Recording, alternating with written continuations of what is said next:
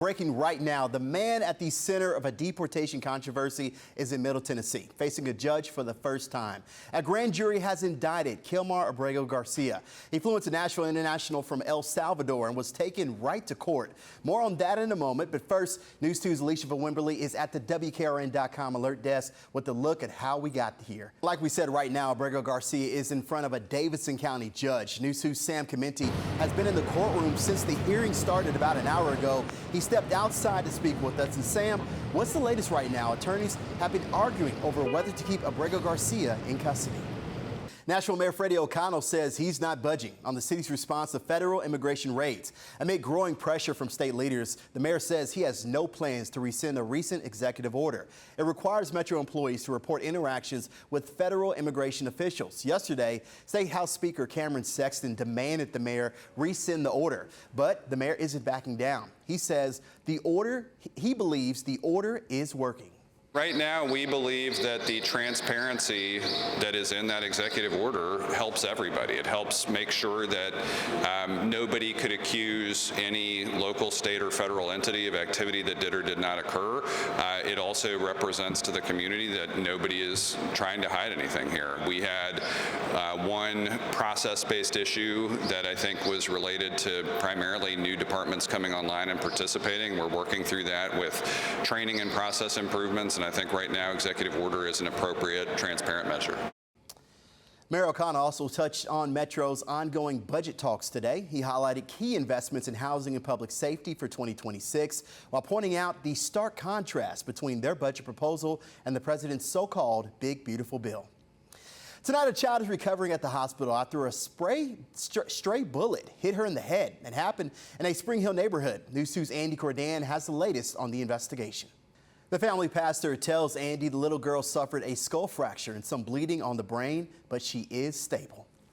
8 years later and still no answers. We're digging into a cold case with more questions than answers. Hear from the lead detective on what makes this case especially challenging.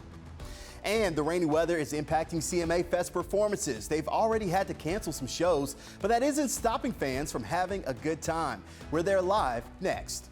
And News 2 is on tour in Nashville neighborhoods all next week. See the people and places that make these communities so unique. Special reports all next week, only on News 2.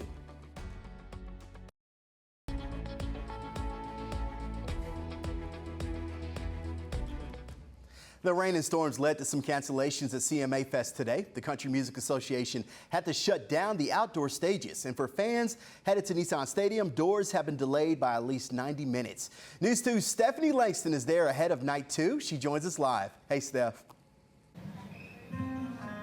Hey there, Kenley. Is found dead in her car, and police still don't know who's responsible. But there are new leads coming in. We sit down with the lead detective next. A woman is found shot and killed inside a car at a South Nashville apartment building, and 8 years later, no one has been connected to the crime. In a renewed effort to share the victim's case, News 2's Kendall Ashman sits down with the detective as part of our ongoing Nashville Unsolved series. If you have any information regarding the murder, please contact the Cold Case Homicide Unit at MNPD's coldcase@nashville.gov or call Crime Stoppers at 615-74-CRIME. Davis, the Titans officially signed another member of the rookie class. Which player still needs to finalize the deal? Next in sports.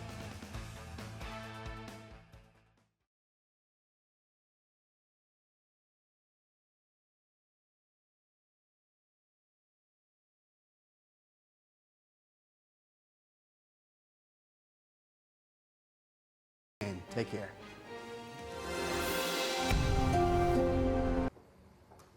Yes, this is all that's left of this home after the explosion right behind me at 2152 Mackinac Bend. Absolutely terrifying sight to see when this explosion hit. Now, we know the Gallatin Fire Department said they got here at 10:30 this morning, responded to this fire, and they were able to put it out. But one person who was working inside the home was rushed to the hospital, where he is in critical but stable condition. As far as what caused the explosion, that's still under investigation. Gallatin Fire has called Tennessee Bureau of Investigation to assist in finding the cause. We did see when we pulled up to actually come back here, we did see TBI leaving. So they're still investigating, and many people who live nearby said they were terrified and could feel the explosion from inside their homes. I spoke with two ladies who were outside when the explosion happened.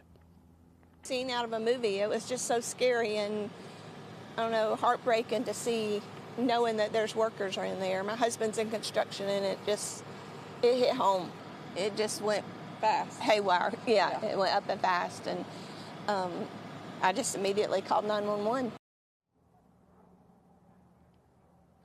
Again, right now there is no official cause of the explosion. The fire chief told me that they're still working on this, and when we learn more, we'll update you on air and on WKRN.com. Reporting live here in Gallatin. Yes, drink plenty of water. We're here on Lower Broadway. CMA Fest is here. It starts tomorrow. They're still getting everything ready and set up. They've been working on this now all week long, trying to get everybody excited. But make sure, more than anything, you're staying hydrated and you drink responsibly. Now, also make sure you check the weather. This weekend, we are expecting storms to come. And during that time, Metro Police say they have already a plan to make sure everybody is safe in case storms stop any activities. And they're doing other things to make sure it's safe, such as patrols, walking around, checking it, make sure nobody's dehydrated or any other things that could cause health concerns. Now, one of the things I want to tell you as well, Chief Drake has been working really hard. He says as of now, there are no credible threats to the event. Police say the biggest threat for fans as to look out is for theft. And Chief Drake gives some tips on how to keep you and your family safe. Major things we see is potential theft. People leaving items in their vehicles, especially weapons, having items stolen, having a cell phone sitting on a bar or on a table, a purse that's unsecured, maybe a wallet in a back pocket. I think whenever I travel, I always put my wallet in my front pocket. It's harder for pickpockets to take items then.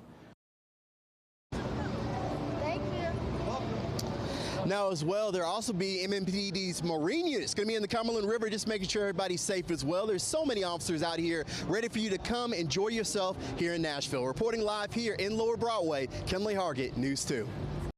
All right, breaking news right now. We have the latest on that crash in Tullahoma. Let's send you straight there with the press conference. Vanderbilt University Heartland Hospital for treatment as well. Those that remained on the plane were... We'll see you later tonight right here on News 2 at 10. Take care.